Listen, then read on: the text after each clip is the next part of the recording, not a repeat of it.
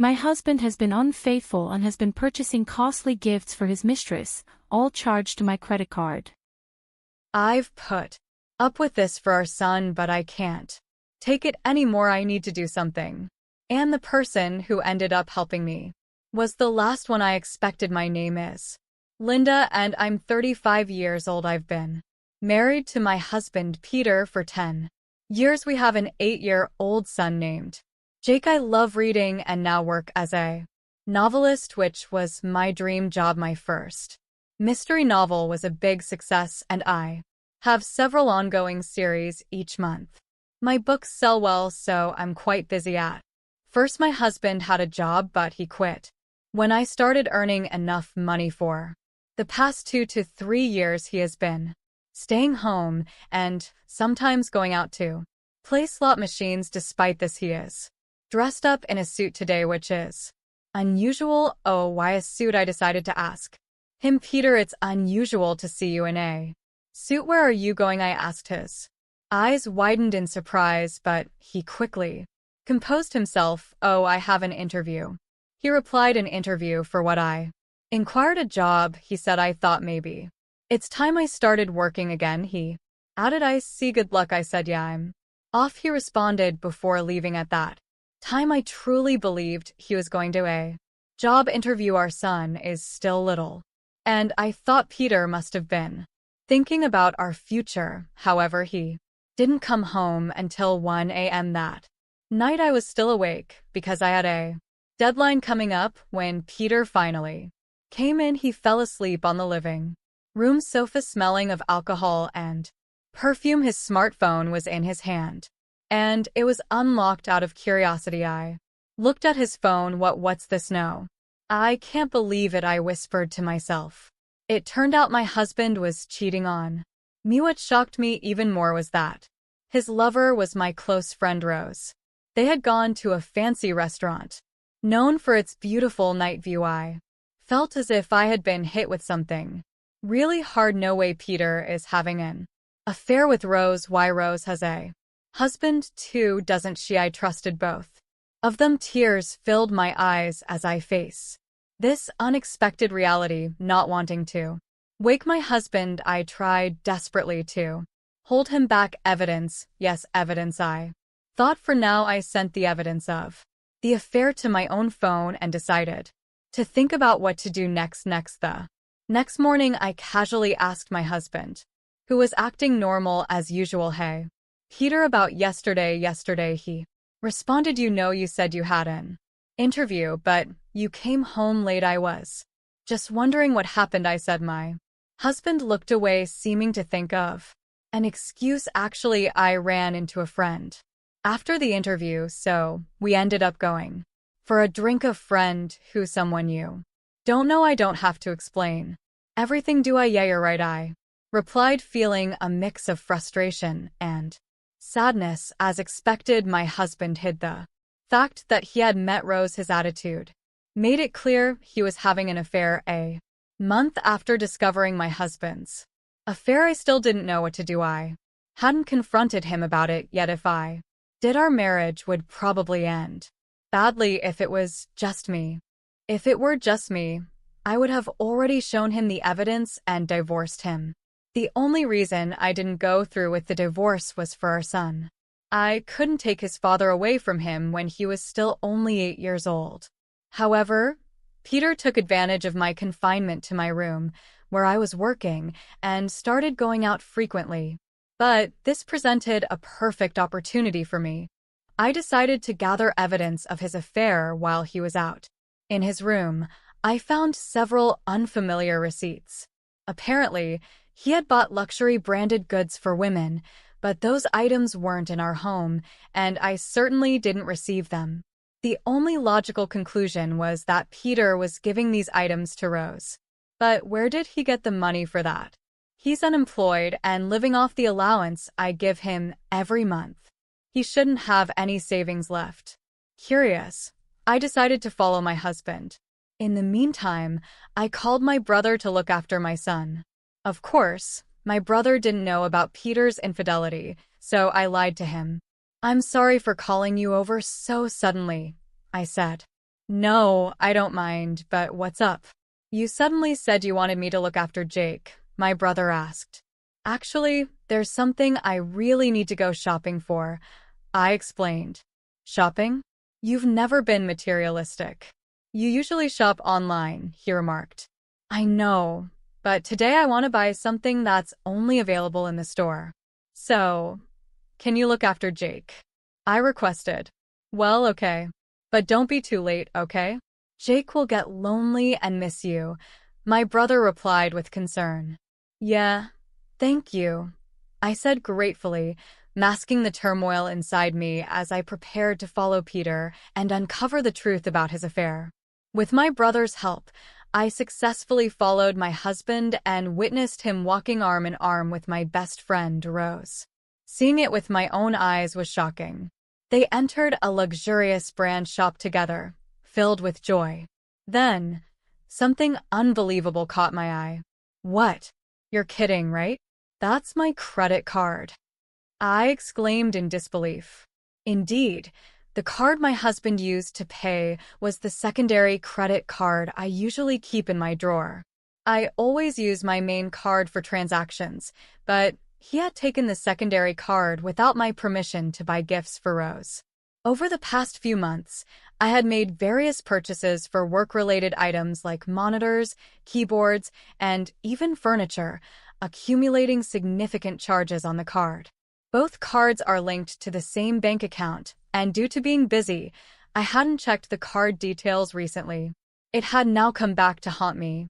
I can't believe this, I muttered, stunned by the betrayal and financial deceit. Not only was he cheating on me, but he was also using my money without my knowledge. Any love I had left for my husband vanished completely. I blamed myself for not checking and not noticing, but I couldn't bring myself to forgive him. I took plenty of pictures of them together and went straight home. Over the next few days, I focused on planning how to confront my husband when he wasn't around. I repeatedly checked his PC since his smartphone and PC were synced. I could easily see his conversations with Rose on the computer. It soon became clear that they were planning a trip together during the upcoming holidays. A 4-day trip, huh?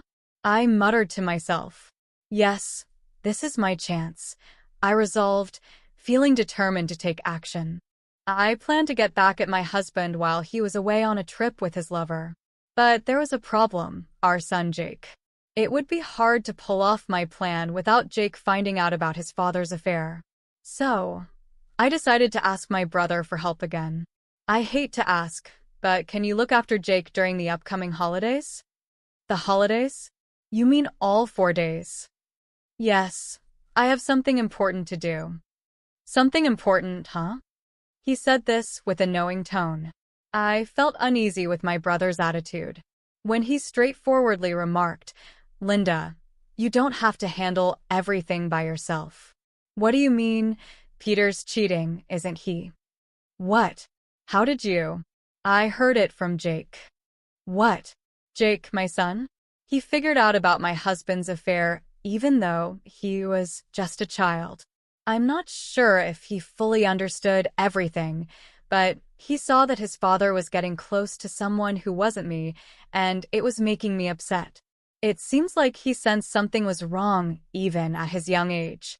But I thought I was hiding it so well from Jake. Why? It means Peter hurt you enough for Jake to notice. Are you going to stay with someone like him? But if I divorce Peter, Jake will be sad. As soon as I said that, my son, who was supposed to be in the next room, appeared. It's okay, Mom. I'm on your side. Jake, are you sure? I don't want anyone who makes you sad. Mom, as long as I have you, I'm fine. Oh, thank you, Jake. And thank you too, brother. With the support of my son and brother, I found the courage to confront my husband about his affair. Jake and I began preparing to move out on the day my husband was set to leave for his trip with his lover. My brother helped us pack discreetly while Peter was away. On the night before his departure, I decided to confront my husband one last time. Peter, why are you packing a suitcase? What's going on? Oh, Actually, I'm going on a trip with some friends starting tomorrow. A trip? Why didn't you mention this earlier? It was a last-minute plan, nothing serious. I'm using my monthly allowance for it. My husband clearly didn't want to discuss it further and gave off an aura that said, "Don't bother me." But I wasn't deterred. I confronted him in a quiet, determined voice I rarely used. "Hey, are you sure it's just with your friends?" My husband visibly panicked, his shoulders twitching nervously despite his unease. He clung stubbornly to his lie. "Oh, absolutely. You're really insistent, aren't you?" "All right, I understand. Enjoy your trip with your friends." I would have enjoyed it anyway, even if you hadn't said that. "Well, just be responsible, okay?" With that, I left my husband's room. Honestly, if he had been honest with me, then I might have considered a civil separation with alimony and child support, despite his betrayal. There was a time. I loved him deeply. He supported me when my novel didn't sell. I didn't want to harbor true hatred or bitterness toward him. Yet, given the circumstances, I couldn't be too forgiving. For the sake of my son and my own future, I decided it was time to take action and end things with him. There was no reason for me to hold back anymore, especially after discovering his continued deceit. Early the next morning, my husband had already left for his trip. I checked the drawer and confirmed he had taken my credit card as usual. I promptly called the card company, reported it lost, and had it deactivated. My son woke up and I greeted him with, "Good morning, Mom. Today's the day, right?" "Huh? The move? We're going to our new house today, right?" Seeing the excitement in my son's eyes, any lingering doubts vanished. "Oh, Jake, yes. I've canceled the credit card. So, let's move to our new home." "Yeah, that's right. I'm so excited for our new place." With my brother's help, our move went smoothly. Our belongings were relocated to our new home, while my husband's things were sent elsewhere. The following day, relaxing in our new space with my son and brother, my husband called. "Hello." "Oh, Linda, what is it?" "Well, actually, this trip is costing more than I expected. Could you possibly send me some money?" I realized he must be struggling financially on his trip because I had frozen the credit card. He was avoiding the real issue about the card and asking for money indirectly, which was frustrating. "Did you plan this trip within your own budget?" "Don't be like that. If you don't help me out, I'll be the only one not having a good time on this trip." "You'll be the only one? Don't lie to me. Both of you." My husband responded with a confused, "Huh? After all, you're on a trip. You want to show Rose only the good parts, right? But sorry, the card you took is no longer valid, so you'll have to manage." "What? What are you talking about, Linda? What card?" Pretending not to know won't help. You're panicking too much. That's because you're saying things that don't make sense. I don't know anything about a card. Enough. I already know you've been cheating on me with my best friend Rose. What did you really think? I had no idea. Are you kidding me? It's obvious. No, it's not what you think. I'm not cheating. I was so angry that my husband was still trying to deny everything. Ignoring my brother and son who were next to me, I unleashed all the pent-up fury. "Stop making excuses. You had a family and you cheated with another woman. And to top it off, using someone else's card. Do you even realize how despicable your actions are?" "Linda, let's calm down for a moment." "Huh? How can I stay calm dealing with the person I despise the most in this world? And just so you know, I have no intention of forgiving you or helping you. You and that woman can go to hell for all I care. Never show your face to Jake and me again." With that, I hung up on my husband. Then his mistress Rose called me. "Hey, Linda." What the hell did you do, Rose? Oh, Linda. Long time no see. How's the trip with my husband? Shut up. Explain yourself. What are you talking about? Don't play dumb. You sent Peter's belongings to my house, didn't you? Indeed. When we moved, I sent my husband's belongings to Rose's address. But Rose, being married herself, naturally has her husband at home. That's exactly why I sent all of Peter's belongings to her house, along with a detailed letter explaining everything. She screamed at me over the phone, her voice breaking, "This is not a joke." What did he do? My husband found out and now he's furious. Well, you brought this upon yourself by having an affair while married. You were supposed to be my friend. This is betrayal. You're the worst. I misjudged you. Excuse me. That's rich coming from you. My best friend was having an affair with my husband. How could I forgive that? Who was rude first? I didn't mean it seriously. It was just a joke. I would never actually be interested in someone like him. I don't care if it was a joke or not. I'm filing for divorce anyway. You did have an affair, that's a fact. I'll never forgive you. I'll be seeking significant compensation, so be prepared. Compensation? What are you talking about? I didn't agree to anything like that. Well, you're going to hear about it. It's what you deserve. Wait. I'm a housewife. I can't pay any compensation. I don't care. Figure it out yourself or ask your husband. Although I doubt that will work. Oh, wait, Linda. Hey, wait. Goodbye. I hung up without listening to her and blocked her number. Later, I finalized my divorce through my lawyer and pursued compensation from my ex-husband and Rose, along with child support. I demanded repayment for the credit card charges he made without my consent. After paying the compensation, Rose's husband demanded a divorce due to the debts, and she was kicked out of their home. She tried to seek refuge with her parents, but they turned her away. Given the circumstances, with nowhere else to go, Rose now lives where she works and takes up night shifts at a bar. Peter also tried to lean on Rose, but she was furious with him for causing her divorce. She promptly ended their relationship. Currently, Peter is juggling several part-time jobs and barely making ends meet.